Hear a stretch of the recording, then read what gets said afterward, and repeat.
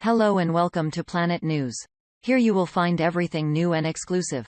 We hope you will join us by pressing subscribe and then like the video.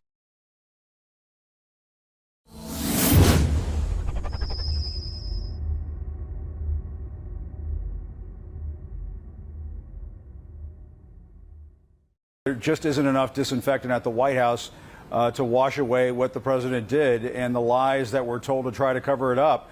I will tell you, Anderson, one of the reasons why he cut short that briefing earlier this evening, my sources tell me, is because the president was upset about the flack he was taking over his comments that people could use disinfectants to kill the coronavirus inside their bodies.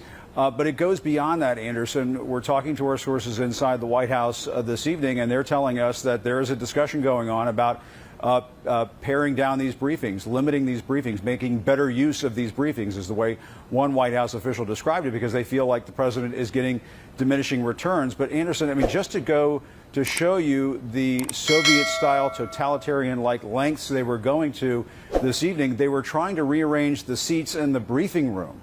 So our colleague, Caitlin Collins, would be stuck in the back of the briefing room instead of being in the front row of the briefing room, and another reporter would be moved to the front of the briefing room. That print reporter, Chris Johnson, thank goodness for him, refused to get up out of his seat. And so it took almost an act of civil disobedience to foil the White House plans. There was a White House official who was saying, well, we're going to get the Secret Service involved if you guys don't switch seats around. And so it's bizarre because it's how a secure. far they were willing to go Caitlin Collins to is clean suddenly up after what the president said. Caitlin Collins is suddenly a security risk that the Secret Service would be involved. I mean, that's a good use of Secret Service resources.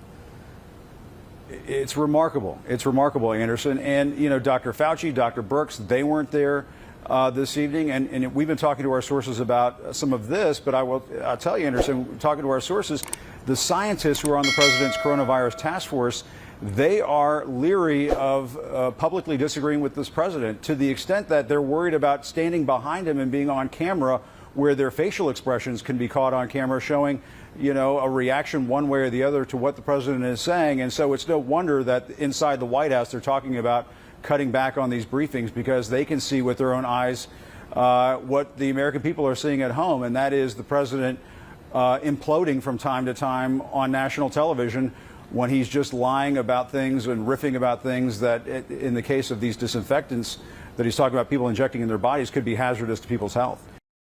You like the video, I share it in the channel, and you share the video with your friends. It is more support for us to develop from ourselves always.